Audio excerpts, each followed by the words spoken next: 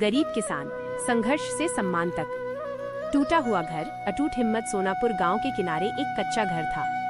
छत टपकती थी, दीवारों में दरारें थीं। वहीं रहता था गरीब किसान हरिराम। घर टूटा है पर हिम्मत नहीं टूटी। उसकी पत्नी गंगा और बेटा छोटू उसके साथ रहते थे। रात को घर में सिर्फ एक रोटी थी। ये रोटी छोटू को दे देते हैं। नहीं, आधी तुम खाओ, आधी वो। छोटू चुपचाप देख रहा था। मुझे भूख नहीं है बाबा, आप खा लो। हरिराम की आंखें नम हो गईं। गांव का साहूकार लालाचंद सुबह आ पहुंचा। हरिराम, कर्ज का महीना पूरा हो गया, थोड़ा समय दे दो। समय नहीं, पैसा चाहिए। हरिराम खेत पहुंचा। मिट्टी सूखी थी। तू साथ दे दे धरती माँ, बाकी मैं देख लूंगा। हवा भी जैसे चुप थी। स्कूल से लौटकर छोटू बोला, मास्टर जी कह रहे थे कि नए बीज से ज्यादा फसल होती है। हरिराम ने ध्यान से सुना। अगर सीखना पड़े तो सीखो, मैं घर संभाल लूंगी। हरिराम पहली बार मुस्कुराया। गांव के कुछ लोग हंस रहे थे। अरे, पढ़ाई से खेत नहीं उगते। हरिराम चुप रहा। ड्रिप सिंचाई अपनाओ, कम पानी में भी फसल होगी। मैं कोशिश करूंगा मास्टर जी। हरिराम ने उधार पाइप खरीदे। छोटू मदद कर रहा था। बाबा, मैं भी किसान बनूंगा। रात को आंधी आई, आधा इंतजाम टूट गया। सब खत्म हो गया। जब तक मैं हूँ कुछ खत्म नहीं। सुबह फिर काम शुरू।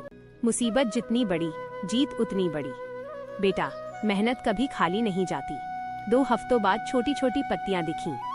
बाबा, उग आया, देखते हैं कब तक टिकता है। हरिराम ने दिन रात काम किया। आराम भी कर लो।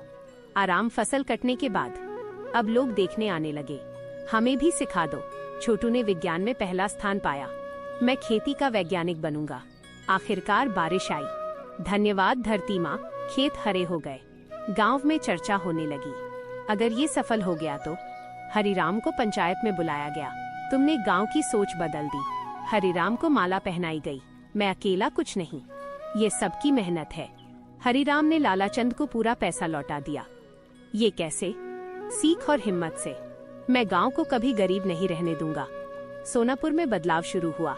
नए किसान नई तकनीक सीखने लगे। असली अमीरी जमीन नहीं, ज्ञान है। फसल अच्छी थी लेकिन बाजार में दाम गिर गए।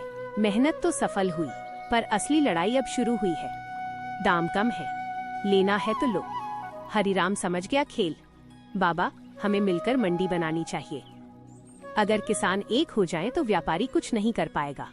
हरिराम, ज्यादा उड़ मत, किस्मत पलटते देर नहीं लगती। गोदाम में आग लग गई। आधी फसल जल गई। हे भगवान, फिर से? नहीं, इस बार नहीं टूटूंगा। गांव वालों को शक हुआ कि आग लगाई गई। ये कोई हादसा नहीं। लालाचंद के नौकर को देखा गया। मैंने कुछ नहीं किया। पंचायत में फैसला हुआ।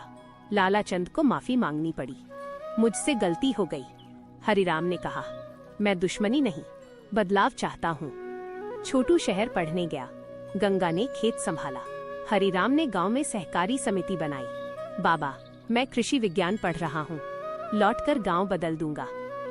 हम इंतजार करेंगे बेटा। गांव में नई मशीनें आईं। किसानों की आय बढ़ने लगी। सूखा फिर आया। इस बार पूरा जिला प्रभावित हुआ। अब हमारा ज्ञान ही हमारी ढाल है।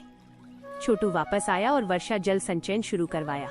हम बारिश को बचाएंगे, तभी भविष्य बचेगा। धीरे धीरे पूरा गांव आत्मनिर्भर बन गया। सरकार तक खबर पहुंची। टीवी चैनल आए।